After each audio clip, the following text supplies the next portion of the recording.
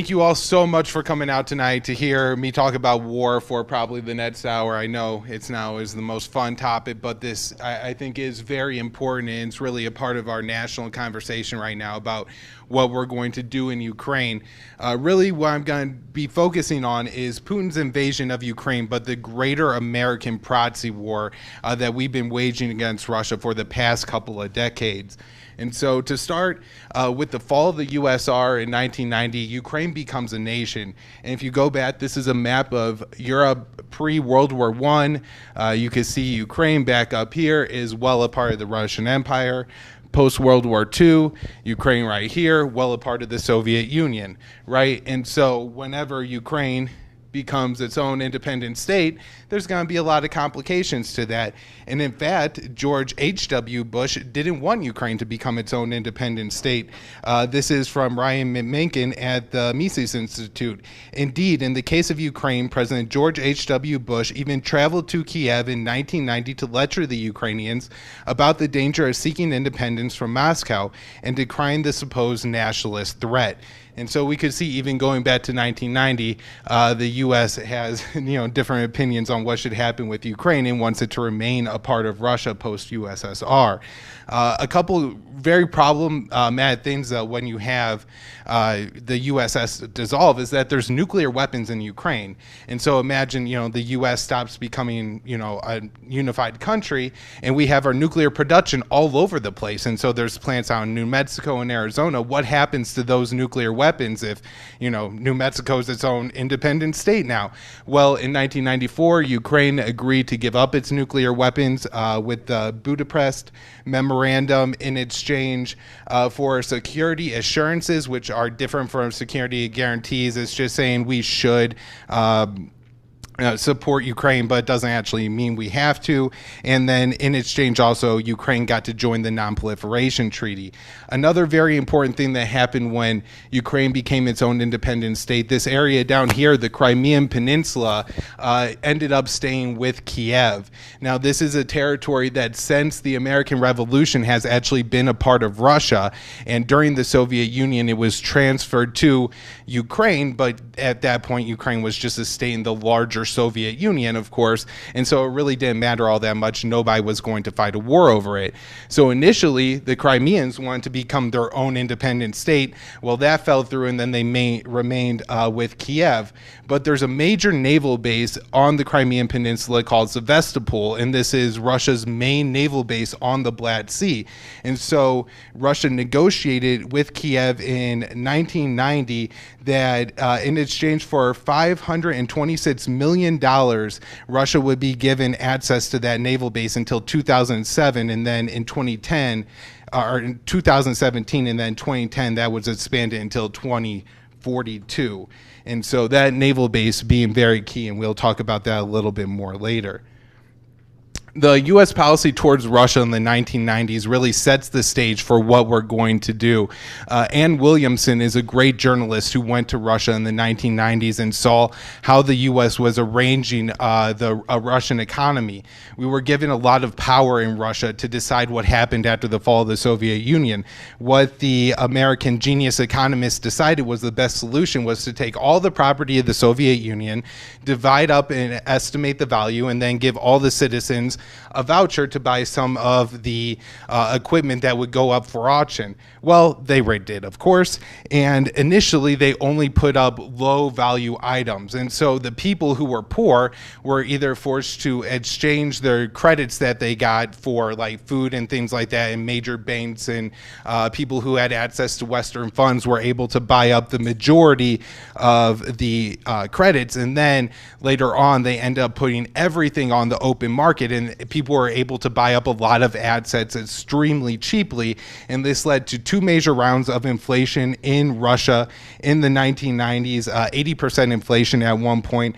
And actually, the standard of living declined so much in Russia that the average life expectancy for males dropped 5 years.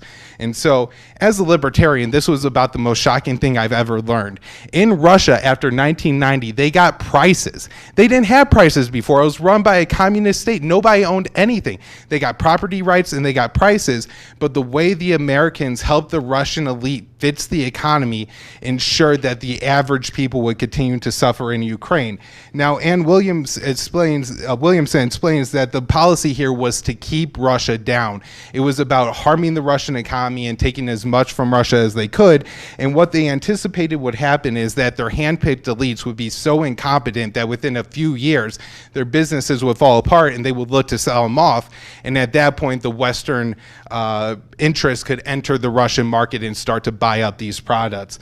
And so again, this caused a massive drop in the Russian standard of living. Now, another very important thing that happens is actually, this is the cover of Time magazine in 1997, but the story's from 1996 and it's titled Yanks to the Rescue. And it explains how American political officials and lobbyists went to Russia and helped Boris Yeltsin win re-election by essentially rigging the election. They did a whole bunch of favorable polling to make it look to the Russians as a foregone conclusion that Yeltsin was going to win. They also launched a smear campaign against Yeltsin's main opponent, who was of the Communist Party. And so this created a situation in Russia where on election night, after Yeltsin won, one of the American advisors to Yeltsin celebrated, saying that we made the Russians terrified of the Communist Party. Of course, after Yeltsin won election in 1996, he would go on to promote Vladimir Putin a couple of times and then essentially make him his successor and set up largely what we have today between the U.S.-Russian relationship. Yeltsin was often drunk, depressed, and sometimes sick. He was not a good leader whatsoever. Russia was extremely corrupt at the time, and yet he was able to remain in power for 4 more years because of the American policy. All right, so then we have, this is George H.W. Bush's promise to the Soviets, or the declining Soviet state and new Russian state.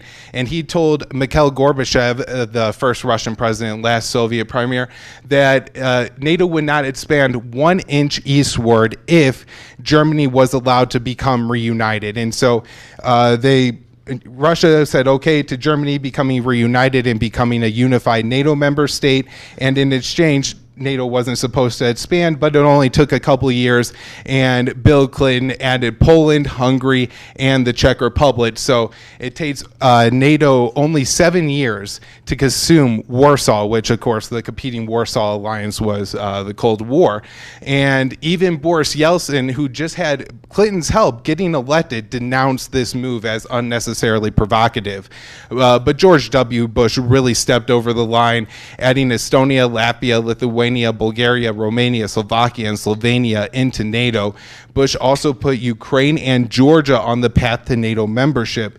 And if we look at a map here, we could see that the U.S. is well moved into the former USSR at this point, and Ukraine and Georgia, the 2 countries in pink here that are designated to one day become NATO member states, are within a few hundred miles of major Russian cities. Russia sees this as a clear red line. In fact, the current CIA director, but at the time he was working in the State Department, William Burns, said that Ukraine entry into NATO is the brightest of all red lines for conversations with key Russian players, from knuckle draggers in the dark recesses of Kremlin to Putin's sharpest liberal critics. I have yet to find anyone who views Ukraine in NATO as anything other than a direct challenge to Russian interest. Also at this time, we have George Kennan, who is the person who came up with the NATO containment policy during the Cold War, right? We got to fight in Vietnam and Korea to prevent the expansion of the USSR, predicting that NATO expansion would eventually upset Russia to the point that Russia would intervene in Ukraine and a civil war would break out, and then the Americans would cry Russian aggression. And so that's essentially exactly how it's ended up playing out. Now, Barack Obama went on to add Albania and Croatia to NATO, and Donald Trump added Montenegro and North Macedonia. Now, Joe Biden has kind of dropped the pledge for Ukraine to become a NATO member state with the Russian invasion, but at the same time, our Secretary of Defense, Lloyd Austin, is saying that one day Ukraine could join NATO again, and we also have Joe Biden strongly supporting adding Finland and Sweden into NATO.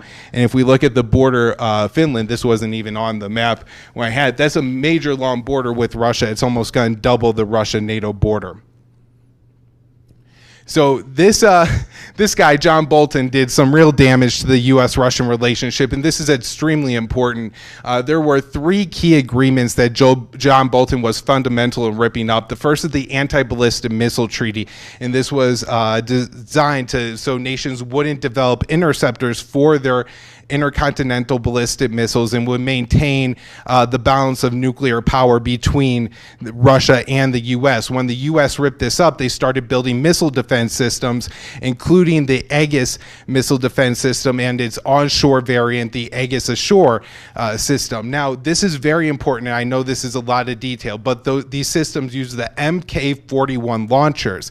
And yes, those can fire interceptor missiles to maybe shoot down a Russian ICBM, but they could also fire nuclear-tipped Tomahawk cruise missiles, and the U.S. has moved those placements into Poland and Romania, giving Russia about a 5-minute time before those missiles could reach their capital city. So this is an extreme violation to Russia, and in fact, those missile launchers violated the Intermediate Range Nuclear Forces Treaty. Russia responded by developing a missile that also violated the treaty, and in the Trump administration, rather than negotiating with Russia and the U.S. removing its Mk-41 launchers from Eastern Europe in exchange for Russia dismantling its system, the U.S. said only Russia was violating the treaty, and John Bolton led to the destruction of it. We also have the Open Skies Treaty. Now, this wasn't an arms control agreement. It just allowed the U.S., its NATO partners, and Russia carry out overflights in each other's countries. And so this ensured that people were following the other arms control agreements that we had together. We also had the New START Treaty, which was thankfully saved by our current president, Joe Biden. It looked like Trump was going to let that expire, but in February of 2021, Biden did extend that. And it's the only thing that puts any kind of cap on U.S. and Russian nuclear stockpiles.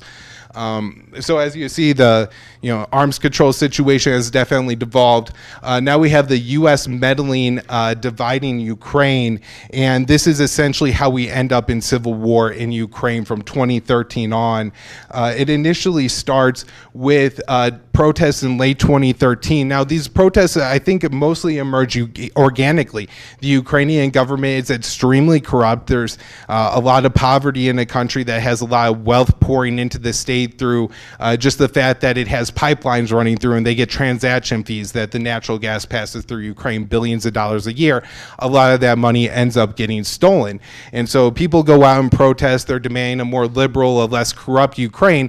But there's also a section of the protesters who are against Yanukovych because he wants to maintain a relationship both with Europe, the West, the United States, and with Russia rather than entering NATO. These are Ukraine's ultra-nationalists, and we get to the point in 2013 where the protests are going on, and Yanukovych is negotiating a deal for Ukraine because the government desperately needs money to continue to pay people who work for the state and things like that, and they're looking to the EU and to Russia to make that agreement.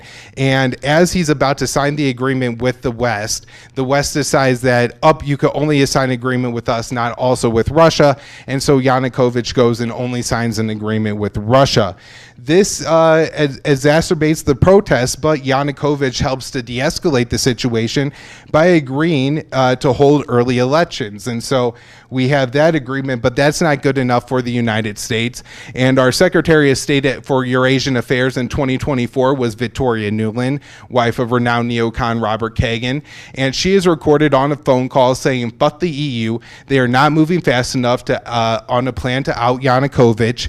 She wants Yatsenyuk as the new leader of Ukraine, and then protest movement leaders Klitschko and Tannybrook on the outside of the government. She also said that at that time, Vice President Joe Biden was on board with the plan, and Jeffrey Pyatt was going to help her all put it together and midwife it. And so this is what the U.S. is doing in Ukraine. Now, what actually sets up the events that for Yanukovych to leave office is the ultra-nationalists killing protesters and police officers in Kiev with sniper rifles. The great filmmaker Oliver Stone has a documentary called Ukraine on Fire, where they go over the forensics and show how it was buildings occupied by the protest movement where these shots came from, particularly protesters who were ultra-nationalists. But the protesters being killed immediately provokes riots, and Yanukovych flees Ukraine. As prescribed by Nuland, Yatsenyuk assumed power, and Tonnybrook remains outside of the government. These are a couple maps that I think are important. This is the 2010 election of Ukraine. Yanukovych is in blue, and then this is a map of Ukraine showing where people speak the Russian language or are ethnically Russian. And so, and then this is a current map of the battle lines in Ukraine. So it lined up pretty well with the other two. So with the situation, the new government taking over, there's a lot of ultra-nationalists in the government, and that prompts the people of the Crimean Peninsula to demand independence, and they hold a referendum vote. This is the outcome. Green is yes, we want to join Russia. No, we don't want to stay with Ukraine. 97% vote yes, 83% election turnout, and the Europeans observed this election, which against their interest to certify that the people of Crimea actually do want to join Russia. So Russia ends up annexing the Crimean Peninsula. There's no battles in Russia seizing this territory. They fire a couple warning shots, and ultimately 50% of the Ukrainian military actually defects and joins Russia rather than leaving and going back with Ukraine. Then we have this very significant event, the burning of the trade union building in Odessa. In response to the coup in Ukraine in 2014, people who were supportive of Yanukovych went and occupied the trade union building in Odessa. Protesters of the ultra-nationalist faction outside threw petrol bombs inside and burned 46 people on the inside. As people tried to flee, including children, they were beaten. And then Kiev responded to the ongoing protests in the country's eastern region called the Donbass, and the lighter blue area in the far east there, by announcing a terror war.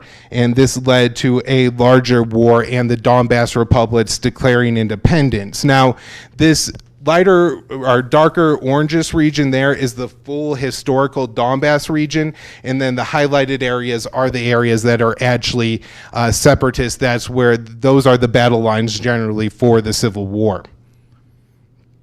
So the civil war starts in 2014. A few thousand people initially die in the fighting, and then an agreement is negotiated in 2015 between France, Germany, Ukraine, and Russia. That's Putin, Merkel, I forget the French president there, and Petro Poroshenko, who is elected and becomes Ukraine president in late 2014.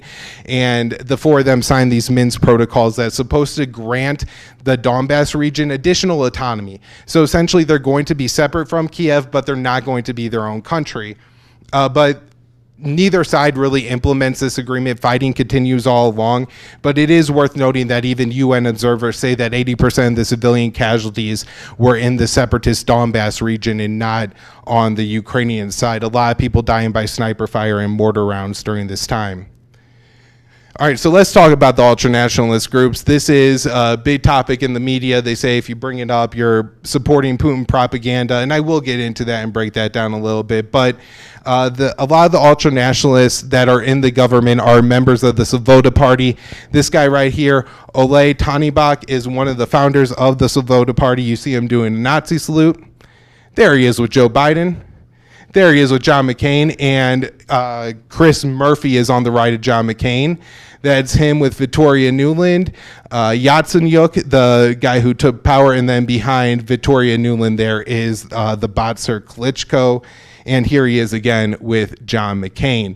So as you see, these people are well within the U.S. government despite their racist ideology. Now, the Azov Battalion during the this is Svoboda Party. It was founded as the Social Nationalist Party during the 1990s. Very clever way of hiding that you're National Socialists, I guess. And their initial stick was very anti-Semitic. Now, in the 2000s, they realized that that wasn't too great a PR, and so they really changed their messaging to being anti-Russia, but they are opposed to essentially all of Ukraine's ethnic minorities.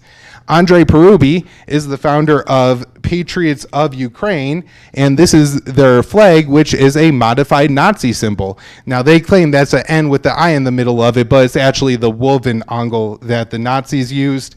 And this is Andrei Perubi, who actually became the Ukrainian Speaker of the Parliament, sitting down with John McCain. Right Sector is a little bit less extreme than the other groups I have up here, but nonetheless, they are a militia. They are Ukrainian ultranationalists. They have been reported committing crimes against minority groups in Ukraine. But most importantly, this group had a lot of territory that they were controlling in Ukraine's Donbass leading up to the civil war. And they were flying these flags in regions of Ukraine where everybody spoke Russian. People are ethnic Russians. I think this is probably something like putting the Confederate battle flag up in Martin Luther King Jr. Park in the middle of an inner city, right? This is the way people feel about this kind of flag in this country. It's directly against them and saying that, they're not welcome in the country. C14 actually stands for the 14 words of the white supremacist creed, and this is a militant group that it isn't very large, but they do roam the streets of Kiev and keep order.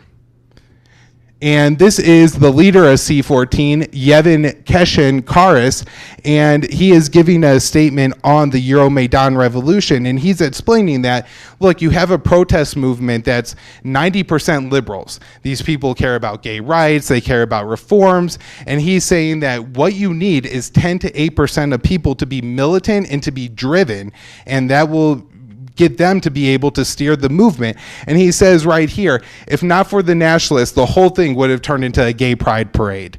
That's, that's his saying that's an issue, that he wanted to be an ultra-nationalist movement. All right, the Azov Battalion is probably the most well-known of the Ukrainian white supremacist groups or neo-Nazi groups. Their symbol is literally two combined neo-Nazi signs. That's the wolf's angle of the neo-Nazi. That's the black sun of the Nazis. They put it together with a wave in front of it, and that is the Azov Battalion. Here they are with a swastika, a NATO flag, and giving Hitler salutes.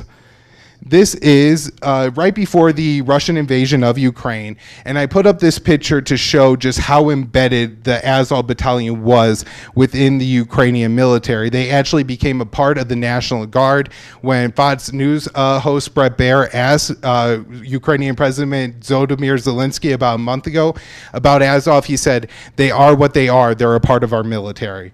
And so this is them, though they were training just regular Ukrainians like this old lady before the Russian invasion. This is some members of the Azov Battalion being trained on how to use Western weapons. That rocket launcher on the table there is a British-made NLAW that's capable of taking out tanks. And then here is a video that the Ukrainian National Guard posted on their verified account and Twitter left up, and is a video of Azov fighters of the National Guard greasing bullets and pig lards to shoot at what they call Muslim orcs. So these are, again, the type of people that we're talking about here. When we move on to 2015, the civil war is going on, and Barack Obama actually refuses to arm Ukraine in part because of this. Now, he also has an argument saying that Russia maintains escalation dominance. Essentially, any weapons that we give Ukrainians, Russia's just going to add in more weapons, and so we could kill more people, but we really can't change the outcome of a war in Ukraine. And so Barack Obama doesn't want to go to war, but he is training the Ukrainian forces at that time. And so this is an article from the Daily Beast, one of the most anti-Russian outlets that we have today, with the article titled, "How Many Neo-Nazis is the U.S. Backing in Ukraine?" Because the question was how many, not if we are or not. There was a bill in 2016, and it was an amendment to the National Defense Authorization Act, and what it would have done is prevent any Pentagon funds from going to training the Azov Battalion. And James Cardin writes for The Nation, another very liberal left-wing outlet, saying that under pressure from the Pentagon, Congress has stripped spending the bill of an amendment that prevented funds from falling into the hands of Ukrainian neo-fascist groups. And Cardin also explains that the U.S. is training them. This year, we found out that the U.S. has spent years training Ukrainian paramilitaries, and they were taking a central role not only in the fight in the Donbass, but then would lead the insurgency once Russia invaded. And so this was by Zach Dorfman and Yahoo News, and we don't really know who exactly was trained here, but we do know members of the Ukrainian National Guard, which is largely made up of the Azov Battalion, were trained through this program, were welcomed into the United States. All right, so the Trump administration. I could talk forever about Trump and Russia. I think it's so important, but I am going to try to get through this relatively quickly. I'm not going to go on debunking Russia, so I'll take questions at the end if anybody really has a Russiagate question they want to ask me. But I want to focus on the political impacts of Russiagate in the United States. Trump came into office saying just about everything, right? He was on all sides of all issues. And so, yes, he sounded more dovish than Hillary Clinton sometimes, but sometimes he was also talking about torturing people and blowing up terrorists and their families and dipping bullets in pig blood and all kinds of other really terrible war crimes. And so he gets elected, though, and the Democrats portray him as a dove, too soft on Russia. He's taking his orders from Vladimir Putin, and this essentially creates a political environment in the United States where nobody could be hawkish enough on Russia. You have like some left, like Donald Trump himself, who's saying that we should negotiate with Russia, but if you look at the Republicans, they're the most rabid hawks on the Russia issue, and the Democrats won't give an inch because they think Russia helped to destroy our democracy. And so that set up a political situation that leads to Trump's impeachment, where Donald Trump took a step that Barack Obama didn't and started providing weapons to Ukraine despite the neo-Nazi presence within the government. I didn't understand how the hell that wasn't a scandal. I was sitting there screaming on my podcast saying, I don't understand why all these people who have been calling Trump a Nazi for the past 3 years aren't up in arms about Trump giving weapons to actual Nazis. But I guess that's politics, right? So Trump is refusing to give arms to Ukraine, and then giving arms to Ukraine, and then in 2019 he has a phone call with Volodymyr Zelensky, the Ukrainian president, and kind of suggests to Zelensky that if he were to launch an investigation into Hunter Biden's position at Burisma, the Ukrainian natural gas company, then he would be able to meet with Trump in Washington, D.C., and then there were some questions about whether Trump would actually hold up military. Now, all the military officials have said that, look, military aid typically takes months and months to get into a country, and so Trump saying this and then instantly going back on it didn't change anything as far as giving weapons to Ukraine, but nonetheless, he was impeached over this, and the call is somewhat inappropriate, although I do think this is within the realm of politics. I mean, don't forget, there was a special prosecutor in Ukraine who was investigating Burisma, this company that Hunter Biden worked for, and Joe Biden bragged about going to Ukraine and leveraging $1 billion in aid to get Ukraine to fire that particular prosecutor. So the House votes to impeach Trump, so the trial goes to the Senate. At the Senate, the Democrats call witnesses, and they make it very clear that this isn't about Trump leveraging the weapons to go to Ukraine. This is about Trump merely at any point in time saying that the weapons weren't going to Ukraine. They stated that it was the interagency policy for these weapons to be shipped to Ukraine, and that we had to fight Russia over there so we didn't have to fight them over here. This lunacy from the Bush administration made its way into the Democratic Party during the impeachment of Donald Trump. Ultimately, he's exonerated in the Senate. And there's one more really important thing that happened in the Trump administration, and this is the Kerch Strait incident. So once Russia annexes the Crimean Peninsula, the Kerch Strait, both sides of the waterway that links the Black Sea to that smaller body of water, the Sea of Azov, is under Russian control, and they enforce new rules for crossing that. Petro Poroshenko at the time is about to lose an election to Zelensky, and he decides that his ships are going to start ignoring the Russian orders. Those ships get fired on by Russia, and he demands that the U.S. get involved. Fortunately, we decided not to, but I do think that's going to have an impact on the Russian battle plans and the invasion that we'll talk about in a minute here. All right, so Next up, we got President Joe Biden. He takes office and he makes Ukraine a de facto NATO ally. I really think this is probably the most important development leading up to the invasion. Now, the good news, as I said, Biden comes into office and extends New START, and then he does the worst thing, and he carries out these war games called Defender Europe 21. And he puts about 37,000 troops into former states that were either a part of the USSR or a part of the Warsaw Pact, and carries out war games simulating various invasions. The Russians absolutely lose their mind, demand the U.S. stop doing this over and over again. They're even carrying out these war games in Ukraine, and it leads Russia to carrying out a pretty large military buildup in March within Russia, but on Ukraine's border. This leads the Biden administration to start making statements like, we will defend the territorial integrity of Ukraine. We support the sovereignty of Ukraine. We will, give arms to support the sovereignty of Ukraine. And at times, it sounds like the Biden administration is saying we're going to go to war to defend Ukraine from Russia, although they stopped relatively short of saying that.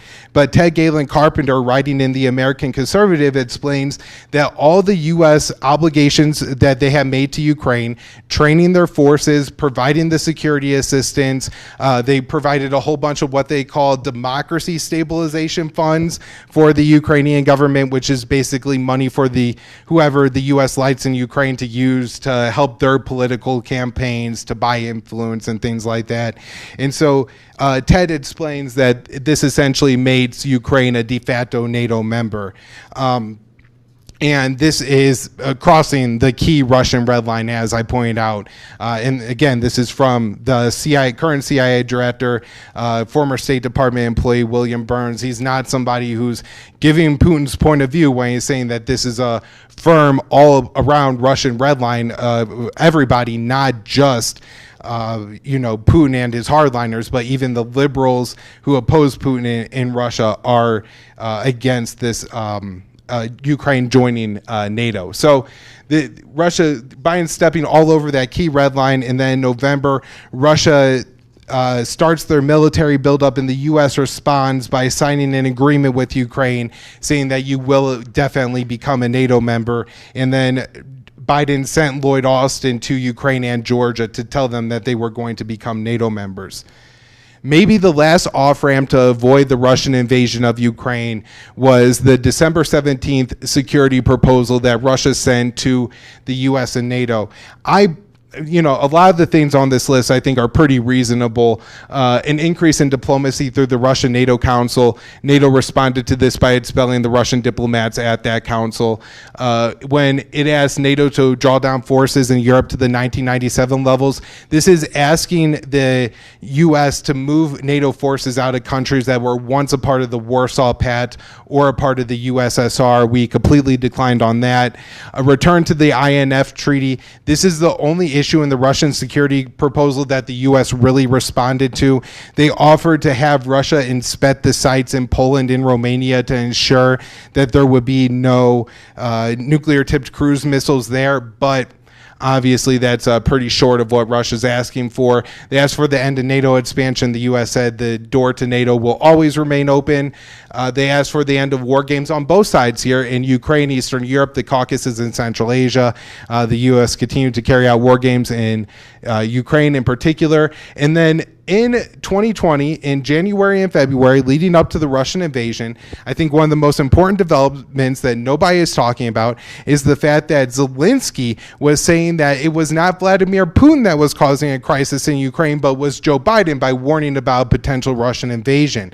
There's a lot of people in Ukraine, particularly in the north of the country and around Kiev, who said they were completely unprepared for a potential Russian invasion, and a lot of that probably has to do with Zelensky saying that there was no way it was potentially going to happen in the months leading up to the invasion. So on February 24th, Putin announced that special military operations were set to begin, saying that the main objective was supporting the newfound independence that he recognized of the Donbass republics. And so he hit several sites around Ukraine. There's allegations of chemical weapon or biological weapons, nuclear weapons. And in fact, Zelensky did mention in the days before the Russian invasion that Ukraine could revoke its commitment to the Budapest Memorandum, suggesting that his country could try to develop nuclear weapons. So that was fairly significant.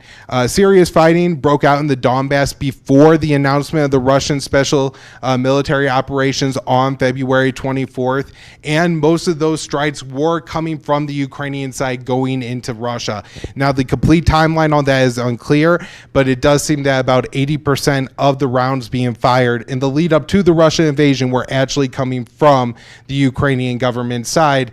And that does suggest that, you know, some of this timing on the Russian side for going into Ukraine could have been about protecting the Donbass. And then initially Russian forces pushed towards Kiev, and you know, it's all up in the air at this point. There's some analysts who are saying that Russia pushed towards Kiev to draw the Ukrainian forces out of the east of the country back to the capital. It's possible. It's also possible that Putin miscalculated here, went for Kiev and wasn't able to secure it and ended up turning around. Now, what the Americans are doing as a proxy war in Ukraine, they are sending a whole lot of arms. We've sent so far 14,000 Stinger missiles, 5,500 Javelin missiles, 14,000 other anti-armor systems, nearly 1,000 Switchblade drones, 90 155 millimeter howitzers, along with 200,000 rounds, hundreds of armored vehicles, 200 armored personnel carriers, 7,000 small arms, 50 million rounds of ammunition, 21 Mi-17 helicopters, and then also a bunch of other weapons from Afghanistan, where the U.S. recently left about $7 billion worth of weapons behind. So if you think we're sending these weapons to Ukraine, just imagine where they're going to end up, because now the Afghan army doesn't exist and there's $7 billion worth of U.S. weapons in Afghanistan. Neo-Nazis are flocking to Ukraine. I found this from the Washington Post, saying that one of their monitoring groups found the highest level of extremists moving to a battlefield since the war in Syria, going to the Islamic State. These are white nationalists answering the call of the Azov battalion and moving into Ukraine. The weapons are going into a black hole. This was admitted by CNN. A U.S. official speaking with CNN said, "We have fidelity for a short time, but when it enters the fog of war, we have almost zero. It drops into a big black hole, and you have almost no sense of it after a short period of time." And so look at this situation. Billions of dollars of weapons going into Ukraine. Neo-Nazis are going to Ukraine. We have no idea where the weapons we're sending to Ukraine are going. If you look at battlefields in the Middle East, you'll often see that even if there are moderates involved in the fight, the extremists typically take over. They rise to the ranks to the top, in part because moderates don't want to do the extreme things that can be done to win battles, like land mining civilian roads, but extremists will do that. When you also have people entering in from other countries, they're going to care less about the civilians living there, so planting landmines and stuff isn't quite as big of a deal. The U.S. is providing a lot of intelligence assistance to Ukraine. They bragged about providing Ukraine with intelligence that they used to down a Russian troop transport that killed hundreds of Russian soldiers. We are training Ukrainian forces all over the place. There were some in the U.S. that recently just went back to Ukraine. In a big announcement, the Pentagon spokesperson John Kirby said that the U.S. was training Ukrainian forces in Germany on the howitzers that we're providing, and in 2 other locations that he cannot disclose. Obviously, for Russia, this is a very big deal. The U.S. is training these troops to go into Ukraine and kill Russian forces, and this is, creating a lot of tensions between the 2 countries. Isolating Russia. This is our Secretary of the Treasury, Janet Yellen. We are trying to sanction Russia, and we have portrayed the world as isolating Russia completely, although this really isn't the case. I mean, if we look at this map here on countries that voted to remove Russia from the Human Rights Council, it's somewhat similar to the countries that have voted to sanction Russia. We can see that it's really not 100% across the board, and that there are a lot of countries that are not on board with the U.S. effort to isolate Russia. it's really Western countries that are aligned in trying to isolate Russia, which isn't going to be quite so effective. Now, they are also trying to kick Russia out of all kinds of international bodies. And one of the most high school things I have ever heard coming out of international work, U.S. and European officials are walking out of all meetings once Russian officials start speaking. So the World Bank, they're having a meeting on, a famine in Africa. The Russian minister starts speaking, the Americans are leaving. That's the level of diplomacy that we have going on right now. So basically what they're trying to do in Ukraine is do an Afghanistan redux. If in the 1970s and 1980s, the CIA was waging Operation Cyclone in the Afghanistan, helping Osama bin Laden and his buddies kill some Soviets. And boy, didn't that turn out real well, right? No blowback at all from that. And so when the invasion happened, we had Hillary Clinton going on the Rachel Maddow show to say that, look, this way, we did this in the 1980s in Afghanistan, and it didn't end well for the Russians. I don't know. I guess she should have mentioned New York City a little bit there too, because it didn't seem to end well there. So this was the policy, but more, Hillary Clinton now is a retired politician, but Zbigniew Brzezinski is really a U.S. political thought leader on foreign policy, and he laid this out in 2014. If the major cities, say Kharkiv and Kiev, were to resist the street fighting became a necessity, it would be prolonged and costly. And the fact of the matter is, and this is where the timing of this whole crisis is important, Russia is not yet ready to undertake that type of effort. It would be too costly in blood, paralyzing, costly in finances. And so this is about providing the Ukrainians with the kind of arms that we provided to Afghanistan, because we are able to help the Afghans kill 15,000 Russians and bleed the USSR. Now, one thing that they're not mentioning is about 1 million Afghans died in that war. And so that's why I say that the Americans are fighting the Russians to the last Ukrainians. They're not willing to put any of their own blood in Ukraine to take Russia down, but they're definitely willing to let the Ukrainians die to do so. All right, so this last point I want to make here is probably, I think, the most potent thing, is this isn't about the Ukrainians. This is a RAND study. This is a think tank that's funded by a lot of governments, and they put together this study, and the purpose of the study is they say, recognizing that some level of competition with Russia is inevitable, this report seeks to define areas where the United States can do so to its advantage. We examine a range of nonviolent measures that could exploit Russia's actual vulnerabilities and anxieties as a way of stressing the Russian military and economy. And what they are saying is that one day the Russian economy will be able to compete with the American economy, and so we have to make sure Russia is as weak as possible. As that, not that Russia's ever going to invade America or do anything that threatens us, but the mere fact that Russia is a large country with a powerful military and has a lot of resources, that means that we have to do something to take Russia down. And these are the steps that that RAND laid out, and you can see essentially all of them have been so far have gone in motion. There was a recent coup attempt in Belarus in 2021, also in Kazakhstan, in Central Europe, and then Central Asia, and then recently there's been a series of explosions in Moldova's breakaway region Transnistria, and that's suggesting that it could be spreading there next. This is from the Washington Post, saying that for some in NATO, they prefer Ukrainians to continue fighting and dying over a peace that comes too early. This is the Washington Post saying that that's the policy of NATO members. Here's Turkey saying that this is the policy of NATO members. The Turkish foreign minister said that there are countries within NATO who want the war to continue. They want Russia to become weaker. And here it is from our Secretary of Defense. He went to Ukraine, and then at a press conference in Poland, he said that the policy in Ukraine is to defend Ukraine, and then went on to say that the policy is to weaken Russia. And so that is, I think the biggest part of the case that Russia, or that the U.S. is really trying to wage a proxy war against Russia in Ukraine. The U.S. is also making no effort to end this diplomatically. Obviously, we had the Russian security proposal. We know steps that could have been taken prior to the invasion to prevent it, but we also have steps that could be taken now, like closing the door on NATO expansion, which again, the U.S. is continuing to refuse to do, and even looking to expand NATO. Since the invasion has started, one of the few countries that has a very unique relationship with both Russia and Ukraine is Turkey. They've sold weapons to Ukraine. They've bought weapons from Russia. So what better way in the world to be in a position to negotiate diplomacy? But the U.S. has been trying to undermine that by offering Turkey free weapons if they transfer their Russian-made weapons to Ukraine to kill Russians with, because they just think that would be hilarious. And then with Israel, Secretary of State Antony Blinken went last month to the Negev summit, where along with trying to organize the entire world against the Palestinians, he was also pushing Israel to pick a side in the conflict.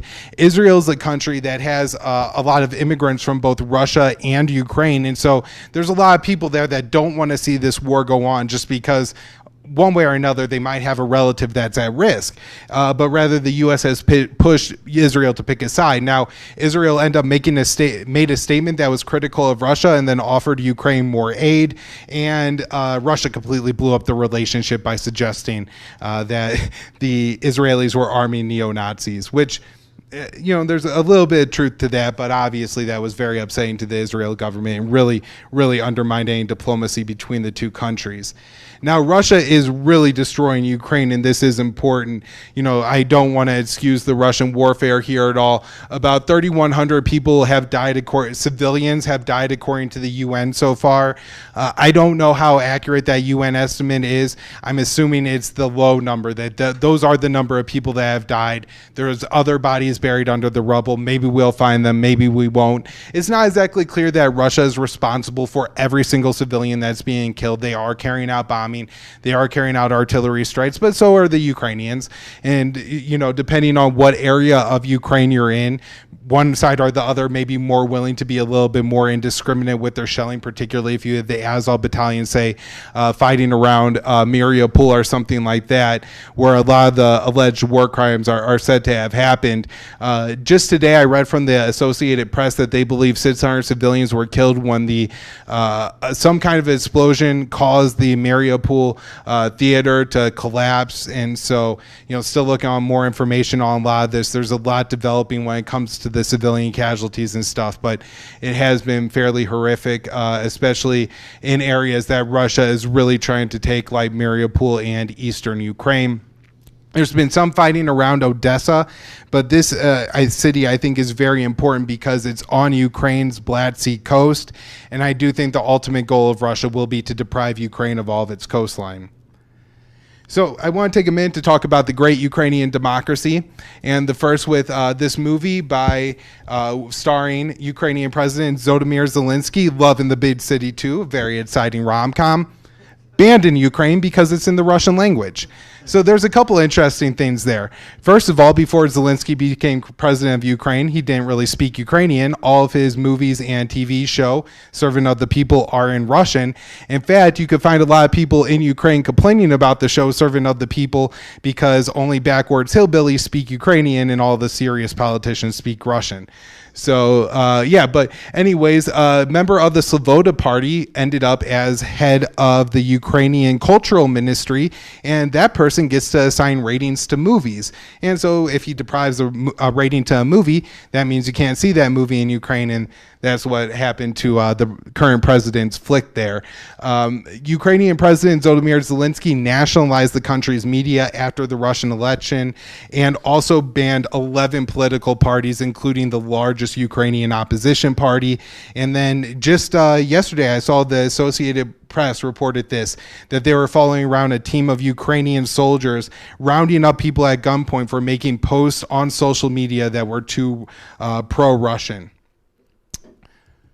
All right, so this is the last thing I have, I think, which is just going over, I think, some stories that are pretty important that have led to disinformation being spread and things that I also think are narrative control, trying to set the allowable discourse in the United States. So I want to talk about Snake Island and Ghost of Kiev kind of on their own real quick, because this is something that I wasn't surprised about, right? The Ukrainian government is looking to rally its people. And so having some heroic fighter pilot who shot down 10 Russian planes sounds really cool. And, you know, that's going to trend on social media and it's going to get some people down to the recruitment centers and things like that. But, you know, understanding how modern warfare works, a Ukrainian in an outdated plane is not going to shoot down 10 advanced Russian jets and not get shot down itself.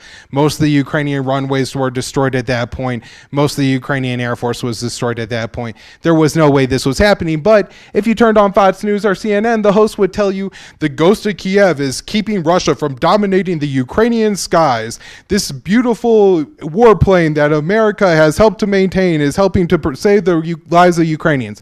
Completely false. Snake Island, again, completely false. Well, not completely false. There were people on Snake Island. They did tell the Russians to go away, but rather than getting blown up, they all surrendered. So it's not quite as heroic of a story as the Ukrainian government would like to pretend, but at the same time, you can understand the Ukrainian government spreading those stories. What's unacceptable is our American media spreading these stories. They should be telling the truth to us. They're not trying to propagandize us, but yet they told us stories that were clearly Ukrainian government propaganda. So that's really problematic. The disinformation board, I'm sure most of us know about this. Nina Jankowicz, Miss Mary Poppins, seems a lot, is now ahead of determining what is and what isn't relevant information in the United States. More seriously, she has previously worked for the Ukrainian government, so that seems to be a major conflict of interest here. But also, she's just been flat out wrong on things. She said the Hunter Biden laptop was Russian disinformation, which is completely 100% not true. Every news source has now verified that those were authentic emails. Russia has waged this war saying that they are carrying out denazification in Ukraine. This is bullshit. So this is something that a lot of people, even in the anti-war community or the libertarian community, will repeat. This is the same as saying that George Bush was really waging a war on terrorism. Yes, there are Nazis in Ukraine. Yes, Russia would like to kill some of the Nazis in Ukraine. No, this war is not about the Nazis in Ukraine. There are claims of genocide on both sides, both bunk. If you look at the number of people being killed in this war, it just doesn't raise anywhere near genocide levels. Both sides are allowing civilians to leave on humanitarian corridors. These things are always complicated in war times. They always get shut down. But at the same time, the corridors do open from time to time. People are not trying to just wipe out the civilian population. They're trying to conquer territory. And then I want to talk about condemning Russia here because, look, I'm an anti-war activist. I oppose all war. I mainly oppose American wars, though, because those are the wars that my tax dollars go to. Those are the wars that my elected politicians go towards. And, you know, it really got me thinking something. Has anybody in this room ever been asked to condemn an American war? Has anybody ever went up to you and said, condemn the Iraq war or you're a bad person? Condemn the war in Yemen or you're a bad person? All right, there's one for Vietnam. I wasn't alive then, so I can't go back that far. But I've never once been asked, and I weigh in on foreign policy conversations all the time. Never a question, even though my tax dollars go to these wars. You know, the elected people of the places I live, they vote for these wars. Why am I not demanded to condemn American wars? But if I want to have any opinion at all on the war Russia is waging in Ukraine, I have to automatically condemn it. It's about narrative control. It's about anybody who has to condemn Russia, then it implies that you have some kind of sympathies for Russia. And of course, it just sets the standard that this is particularly bad or evil when this is a war. Wars are bad. Wars are evil, right? But the U.S. killed far more people in Iraq by now. We were carpet bombing entire cities. 15,000 people died in the first 3 weeks of that war. If you look at wars like Yemen, where there's 400,000 people that have died in the past 7 years, but over 200,000 of them are children. Again, nobody ever is asked or pressured at all to condemn any of those interventions, and yet this Russian one is the one we had to universally ban. Now, after the invasion happened, there were 3 major bans on PayPal: Consortium News, Minpress News, and Alan McLeod, who are all very important anti-war voices. Their accounts were frozen, so tens of thousands of dollars PayPal stole from these people. And the good news is, actually, just before I came here today, I was talking to some people, and PayPal is going to release the funds for sure, and then they're going to talk to them about being re-allowed on the platform, or at least long enough to like switch off the recurring donors and things like that. So some pressure worked, and I could end on some good news there.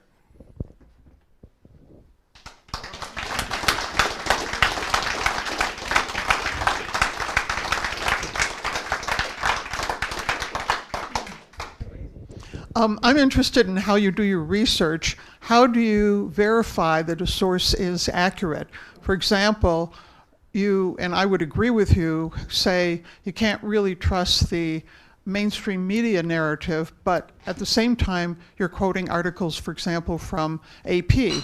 So I'm wondering, do you look at one particular source? How do you vet the things that you're quoting in your presentation? Yeah, I mean, so it's challenging, especially anytime you're talking about war zone. I try to, wait and not jump on things right away, right? Even if it's breaking news from whatever outlet, I'm not immediately trying to say like, oh, this is the facts or not. There's a matter of just, I've paid attention to wars in the Middle East, so kind of see how wars operate, kind of know what to expect, but also looking at statements from different governments, seeing who's admitting to things against interest. Say, Russia says that 1,300 of their troops have been killed. I assume that means that 1,300 Russian troops have been killed at least, right? And so trying to take information that way. If CNN, who has been relentlessly pushing that we need to add more weapons to Ukraine, is now saying from a U.S. government official, we don't know where those weapons are going, that seems like some reporting against interest that I'm a little bit more interested in. On the AP, when it comes to like the collapse at the Mariupol theater, I'm unsure. They're saying 600. I think the Ukrainian government only said 300 for that event, and so it's kind of odd that the Ukrainian government isn't inflating that number as much as possible. So I'm very skeptical on seeing them round up dissidents. They actually have video footage of it, and so you could believe a little bit of what you see with your eyes. Looking for multiple sources to confirm something is also important, or waiting for governments to deny something, or an absence of denial could also be important. And so if the Pentagon isn't saying we know where the weapons are going, we feel like we have some fidelity in the country, that's some indication that they don't.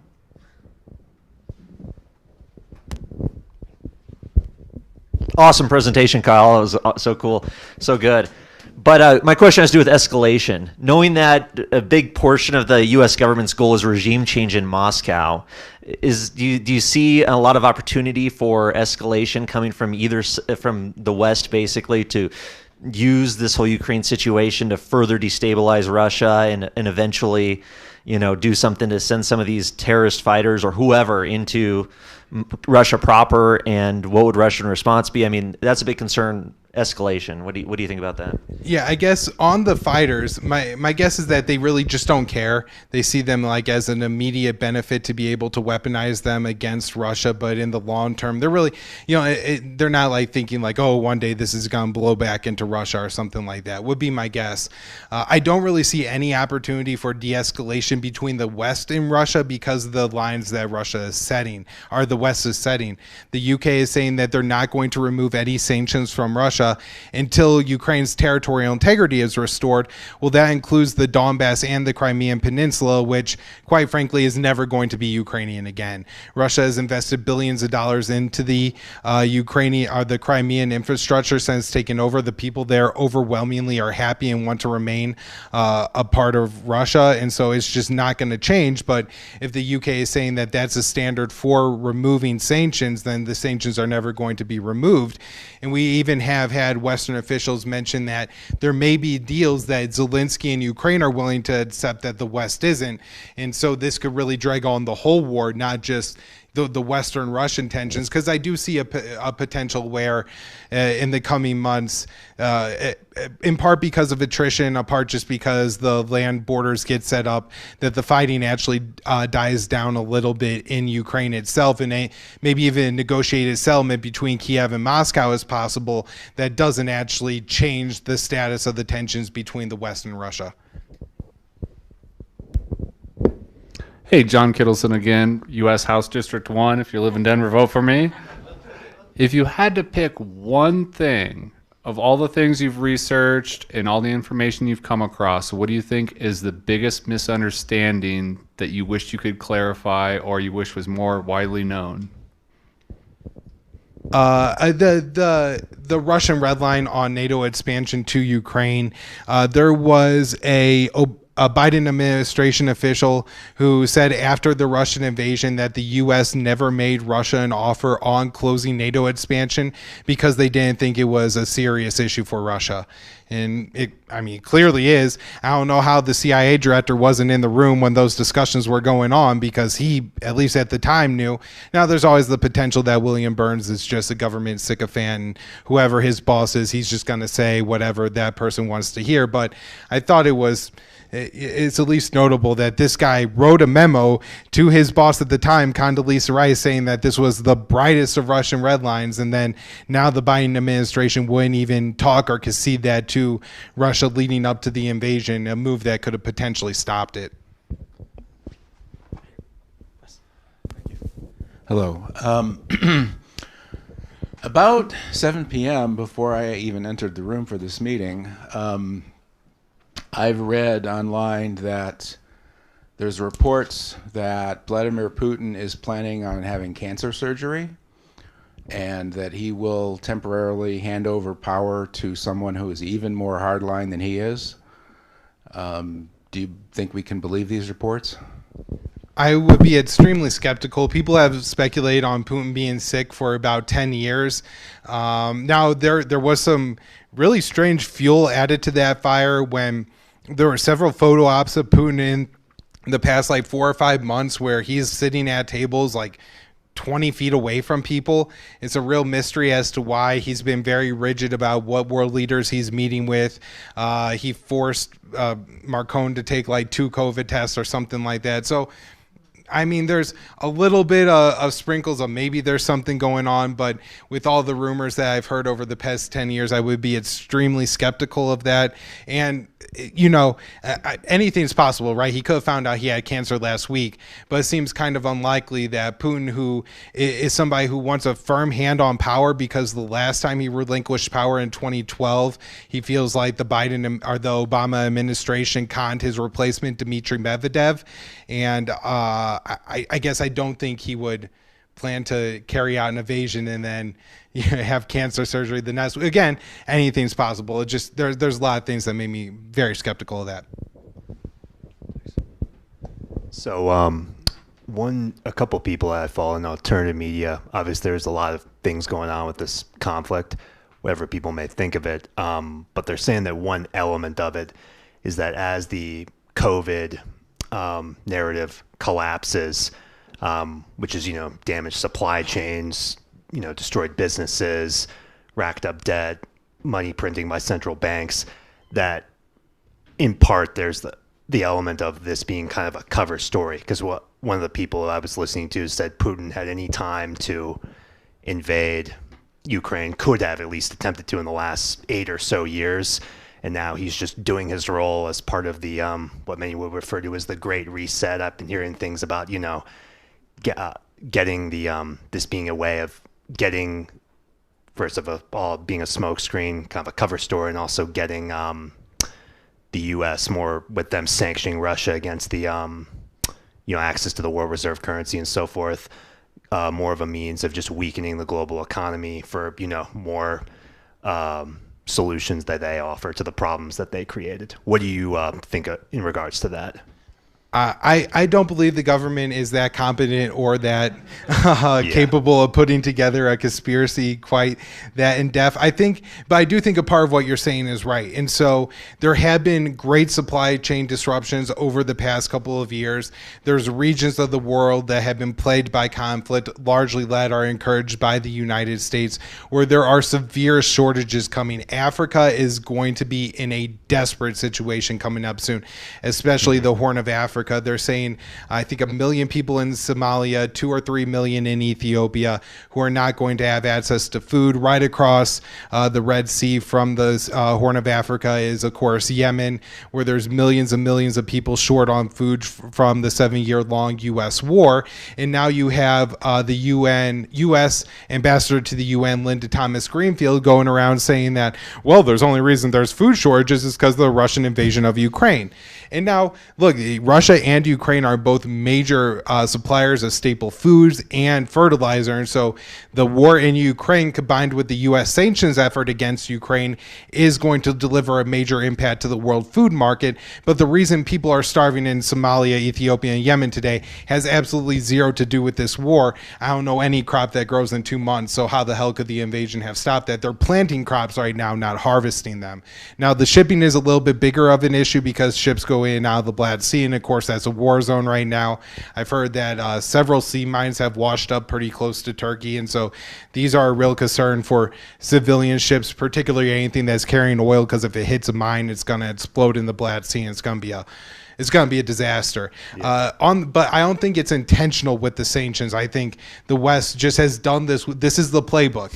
Anytime there's a country you don't like, but you really don't have the ability to go to war yet, you put sanctions on that country until you do. And that's what the U.S. is doing here with Russia, just like they do with North Korea, Iraq, Iran, Venezuela, Cuba. Right. And one other thing, all right, if I could ask like a second part of the question is, what do you see the economic impact of this being towards the dollar over the next 12 to 18 months or so? I mean, I'm not an economist in any way, so I struggle to comment on these things just because I don't keep up with what the Fed is doing, with what the World Bank is doing, what the U.S. GDP to deficit ratio is at any time. A lot of it's going to depend on who gets elected in the 2022 midterms, on how much money the U.S. government is spending. So there's a lot I can't weigh in on that, but overall it's going to hurt, right? They had pipelines shipping gas from Russia into Central Europe, making energy costs very cheap. Well, Russia could now export that gas to plenty of different countries, but it's all going to go by ship, which is a lot slower, more expensive, and the U.S. could make up for with other countries, can make up for the energy supplies needed to go to Europe, but it's going to come at a much higher price because loading up those liquefied natural gas ships and sending them across the Atlantic Ocean is far more expensive than the Nord Stream 2 pipeline. And so, I mean, from my libertarian perspective, it's absolutely devastating. We're ruining supply chains and making things on the global stage as ineffective as possible in the name of hurting Putin. But if you look at how the Russian economy has responded to this, it's rebounded. In part is because since 2014, in the U.S. response to the Russian annexation of Crimea, Russia has basically said eventually the West is going to cut off our economy, and for the past 8 years has been preparing to be sanctioned by the West. This has hurt the Russian economy during that time. It's artificially suppressed it. Central planning, I don't like it. But now that the U.S. has applied the sanctions, Russia has been able to recover some.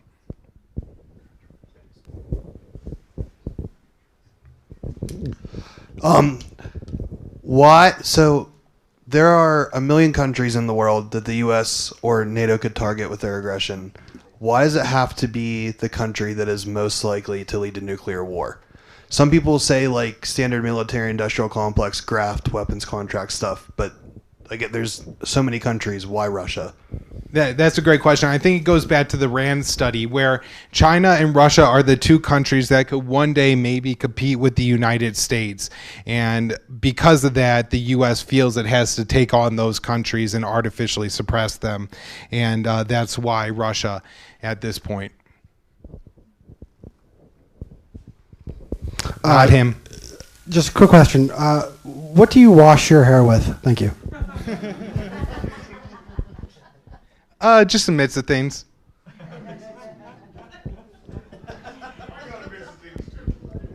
Hey, John Kittleson again, U.S. Congressional District 1.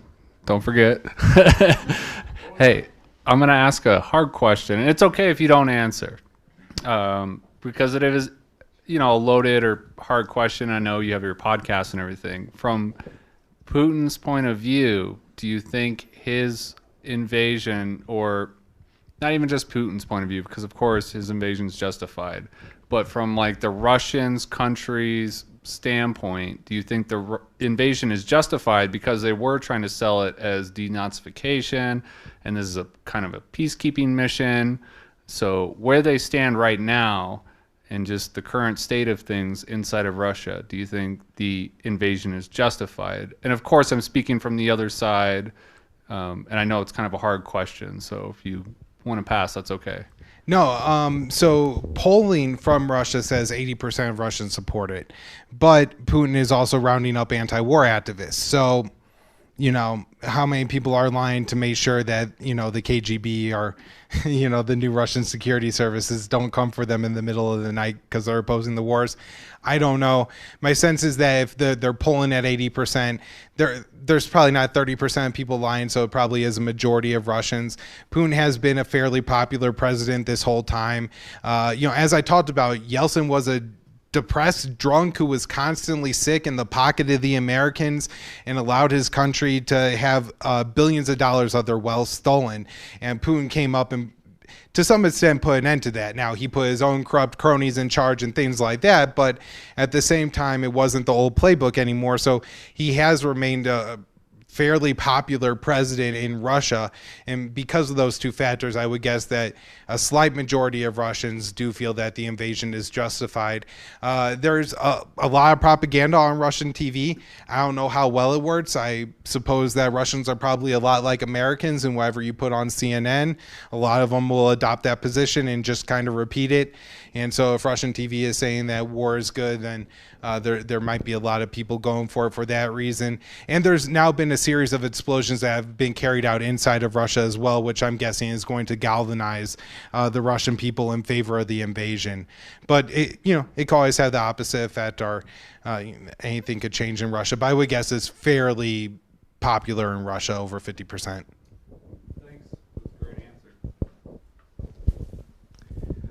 Thank you. My question is regarding NATO expansion.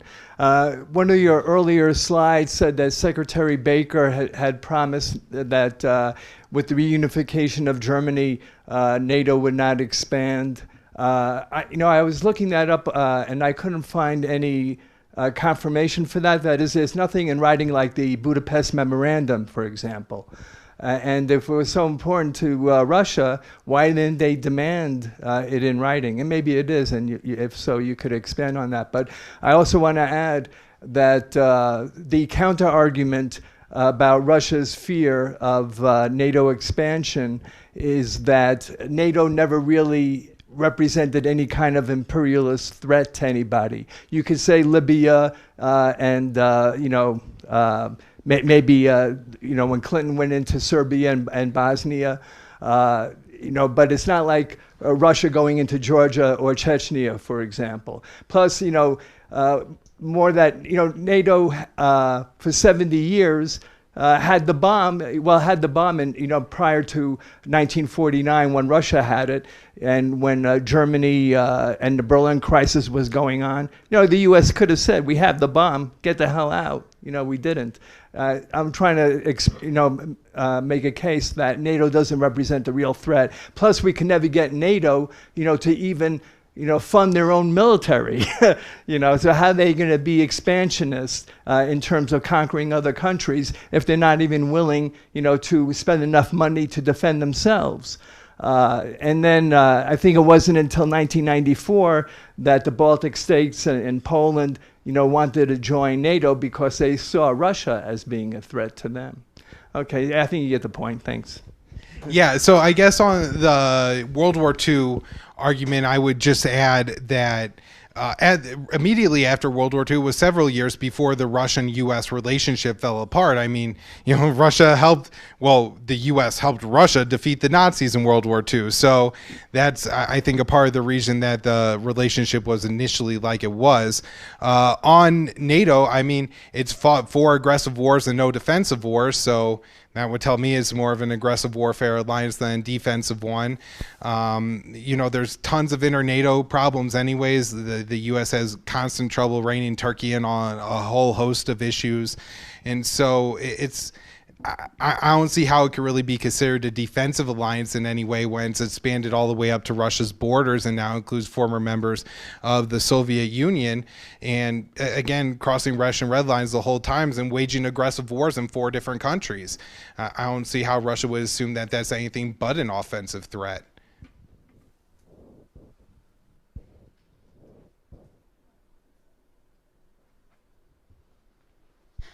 Okay, my question is, why is it that you use the word "we" when talking about U.S. government action? Like I said in the condemning Russia one, I do take it personally on myself that we are waging these wars, and keeps me motivated to end them. I'm going to start charging you $1 per "we." Any last questions? Artem? I'm sorry, you said that NATO expands to Russian borders. So do you think that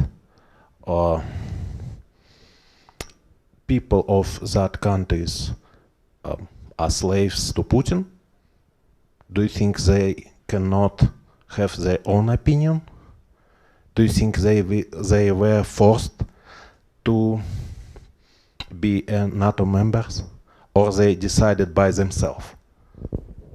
I think they were. I mean, the U.S. courses countries and has propped up different countries. It carried out a coup in Ukraine in 2004 and 2014. It's done so in several other states to make sure that the governments in charge of these countries are pro-NATO. The U.S. offers a lot of incentives financially for NATO members. For the Baltic states, it's offering security. It's offering the full strength and power of the American military to a state that spends a few $1 billion a year on its military. It's a great deal for these countries. Of course they want in, but that doesn't mean that America should have to defend them. And also, I really reject the whole idea that just because I don't want NATO expansion, I want somehow Putin to enslave the people of the Baltics. That's just absurd. The guy could barely take half of Ukraine, and you're saying he's going to enslave the people of the Baltics? Come on. Last question. Tremendous presentation. You covered almost everything. The only thing that you covered that I was curious about was the biolabs, which I believe started as an internet conspiracy, and then Victoria Nuland basically admitted this was a real thing to Congress. So I'm just curious, what are your thoughts on the biolabs? Okay, so the history of the official history of these biolabs made by the U.S. government is there's 26 of them in Ukraine, and what they were doing was storing and working on leftover things from the Soviet Union. The part about the leftover from the Soviet Union made sense. The part about them needing to work on it for 30 years and not being able to move, transfer it, or destroy it in that time seems kind of odd to me. So I kind of suspect that there may have been something more going on there. But at the same time, these kind of weapons programs are intentionally hard to define. They'll say, well, this is a defensive bioweapons programs. Well, what's the difference between a defensive and offensive bioweapon? Well, for the defensive one, they design an offensive bioweapon and then they figure out how to defend against it. And so you do end up with offensive weapons anytime you're really, making defensive ones anyways. But we don't know what was happening at those labs, and I do find it kind of interesting that Russia hasn't pushed the issue after they secured the site of at least a few of them. I really thought that they would push the issue if there was something there. So maybe there's not. Same thing happened with the nuclear issues. Putin suggested that Ukraine could potentially be looking to make a dirty bomb or make nukes, and it looks like that's almost 100% false. They've maintained 2 nuclear sites in Ukraine and have turned up 0 evidence. That's our talk. Give it up for Kyle Anzalone.